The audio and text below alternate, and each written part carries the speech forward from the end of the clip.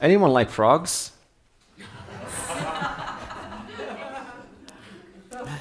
Anyone like Mandukya?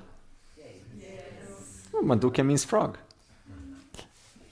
It's a frogish Upanishad I'm going to study. What do you think that is? What do frogs, what's so special about frogs? They croak their message, right? They dead when they don't want to have sex. Okay. Okay, that's a good fun fact. Yeah. Okay.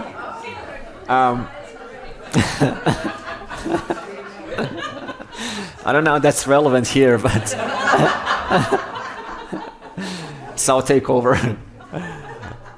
So frogs, they hibernate for 9 to 10 months. Yeah, fun fact. And when they hibernate, it's as though they have renounced everything and they are in their state of inwards contemplation. So the rishis thought of this symbolism to name the Mandukya, where it's a frogish Upanishad, where they, after their hibernation and their contemplation for 9 or 10 months, they come out to croak their message. They say what they've discovered, and people listen. So that's the message of the Mandukya. And like that, we're now going to hear the croaking of the rishis. Now these messages, these croaking verses, they are from the Shruti. Shruti means heard. Now that's a very interesting word, isn't it? If you hear something, I wonder if anyone here has had maybe a mystical experience where you were just relaxing and something just out of you came spontaneously. You didn't plan it, it just came out of you. You said the right message.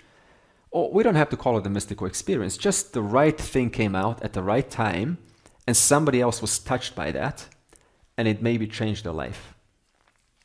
I know several people in the Buddhist tradition where they go in a deep enough meditation for enough time and spontaneously, this happened to me also several times, spontaneously mantras start to come out. And you're literally observing this and going, where on earth is this coming from? You're there. You're the same person. And these amazing, emotionally infused sounds, these mantras are coming out of you. And you're just thinking, I wish I could record this, but this is so beautiful in this moment that I don't want to interrupt it. I don't want to go and grab my recorder. So when we say Shruti, the source of the Upanishads, being heard, it is the mantras which we are now expounding, which were like that, just coming out of someone who was in the receptive mode.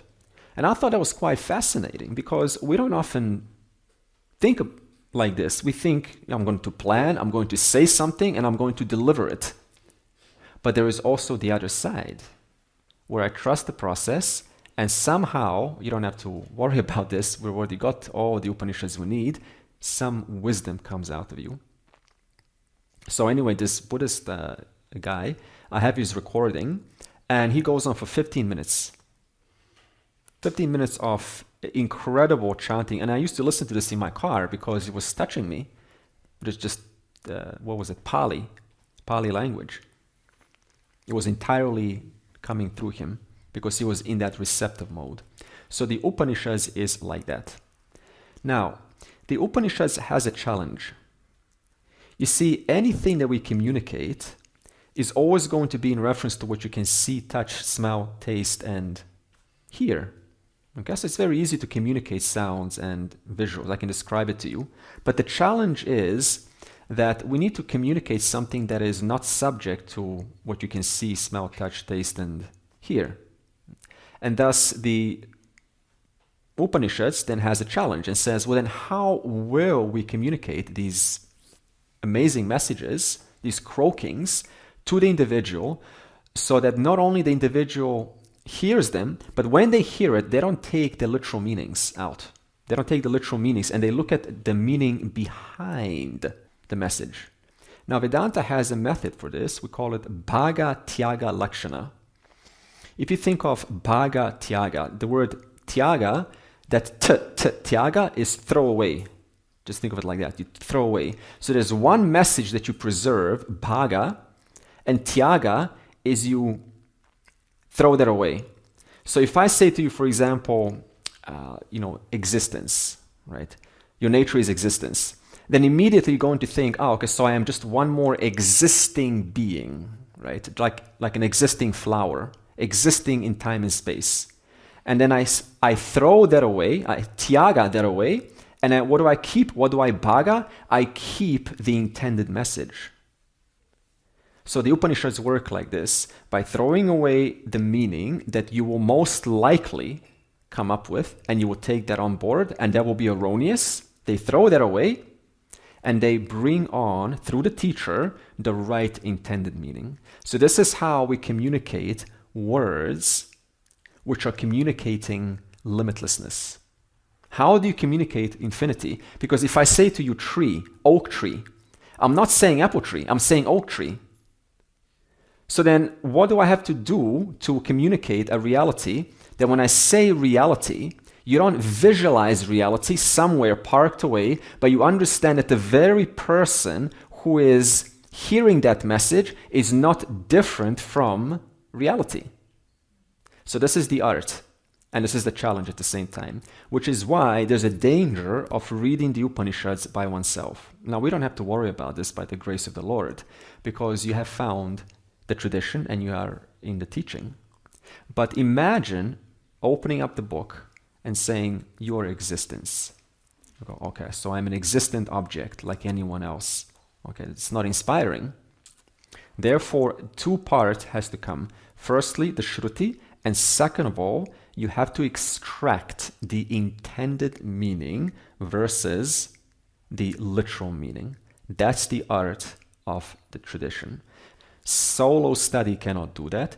That is the specific reason for the Guru. We don't want to objectify reality. We want to understand that everything is that one reality. Now, without knowing this, then what happens? Then I end up creating problems for myself, because I'm looking for this magical reality out there, and yet I am that very reality right now. And so by the Shruti, we come to see there is nothing to look over there. The very thing that you're looking for is right here, right now. And what could be a greater relief than that? You see, even right now, it's very difficult to go shopping, isn't it? You have to go in the car and you have to get candy. That's a process. It takes time, it takes energy. But how difficult is it to recognize that in this moment you are fully complete? There's nothing missing in this moment. That there is no such thing as insecurity or smallness or worthlessness. There are all notions that you can remove quite simply, with time, of course. Okay? So therefore, if you think about it, the knowledge is actually much easier than applying so many actions to try to gain something. Okay. Now, in class, the teacher is not your friend. What does a friend do? What's the defining characteristic of a friend? They have empathy. Okay, the teacher has to have empathy too. They support you. Okay. What about if they support you on something that may be wrong? Depends on what kind of friend it is, but a friend's job is to be there for you. Not necessarily they can disagree with you, but suppose a teacher says, time and space is both relative and fixed.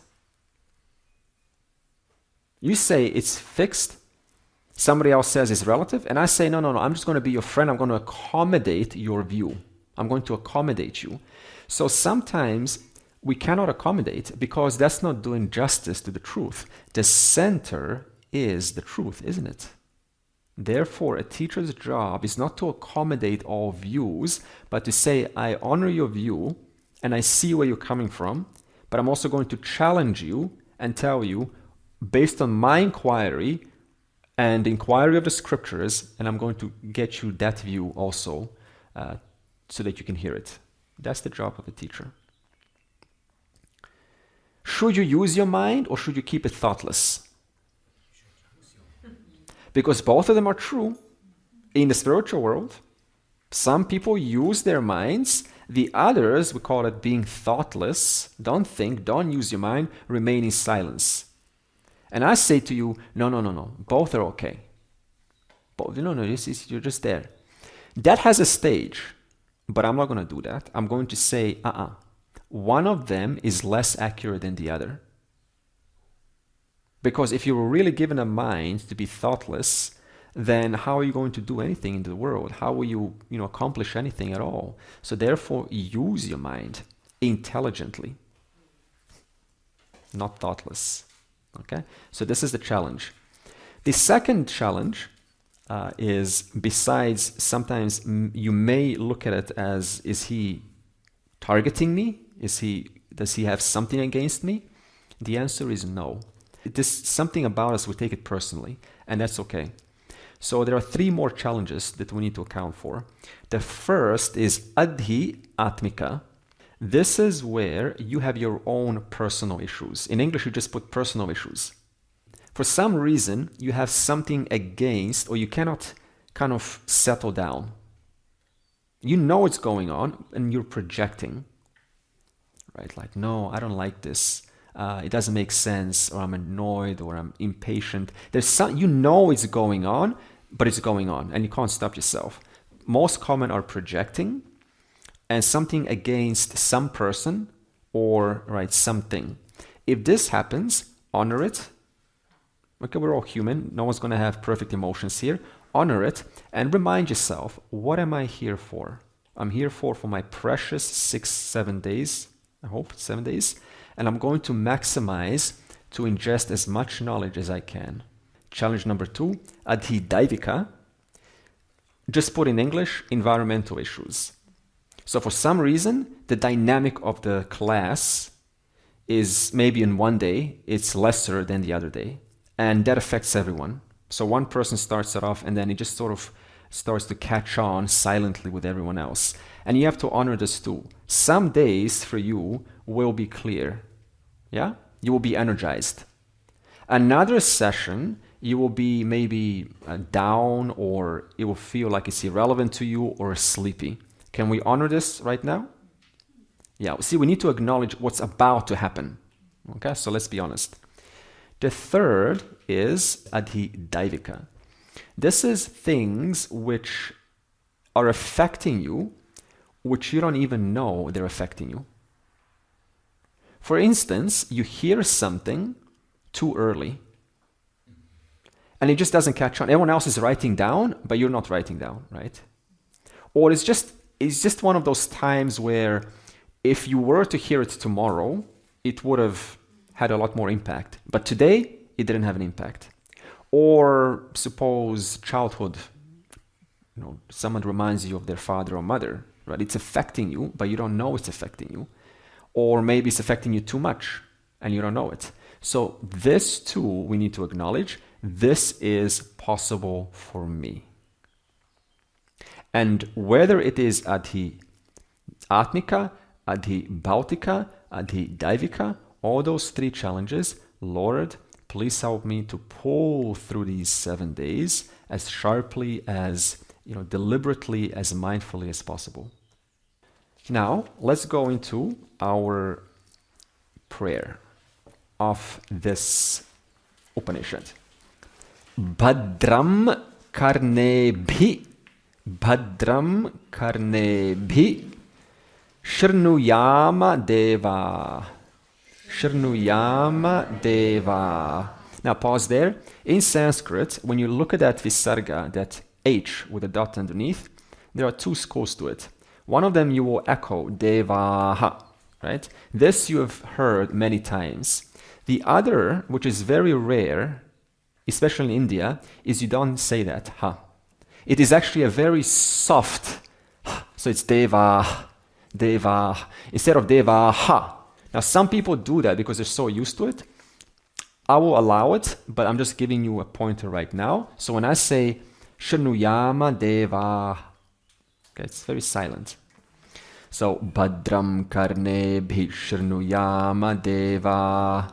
Again, Bhadram karnebhi shrnuyama deva.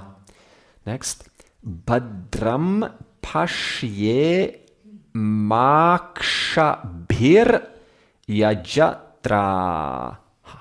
Bhadram pashye makshabhir yajatra. Stirair angaihi tushtu vagam, silent g, vagam sastanubhi. So it will sound like this. Stirairangaihi tushtuvagam sastanubhi. Stirairangaihi tushtuvagam sastanubhi. Vyashema devahitam yadayuhu. Svastina indro vrdha shravaha. Svastina pusha vishwa vedaha. Svasti nastarkshyo. Svasti nastarkshyo. Arishta, comma, nemihi. Arishta, nemihi. Svasti nastarkshyo arishta nemihi. Svasti no brahaspatir. Svasti no brahaspatir. Dadhatu. Aspiration, please. Da. You blowing someone away. Dadhatu. Dadhatu. Svasti no brahaspatir dadhatu. Bhadram karnebhi shrnuyama devaha. Bhadram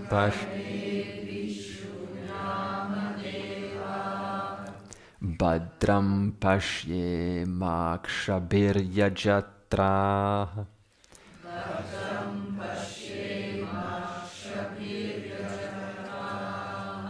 Stirairangaihi tushtuvagam sastanubhihi. Stirair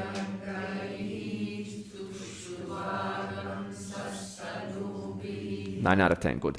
Vyasheman devahitam yadayuhu.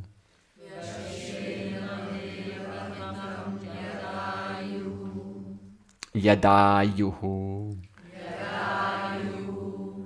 Svastina indro vrdhashravaha.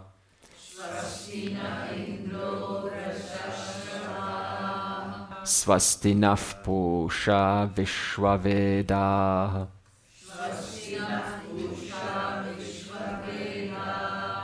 Svastina starkshyo arishtanemihi.